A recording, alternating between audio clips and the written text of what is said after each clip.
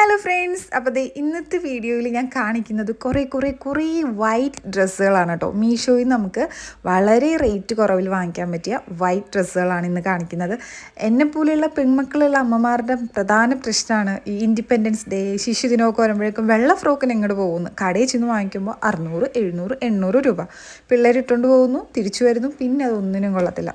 അതാണ് അവസ്ഥ. അപ്പോൾ ഇത് കണ്ടോ, സൂപ്പറായിട്ടില്ലേ.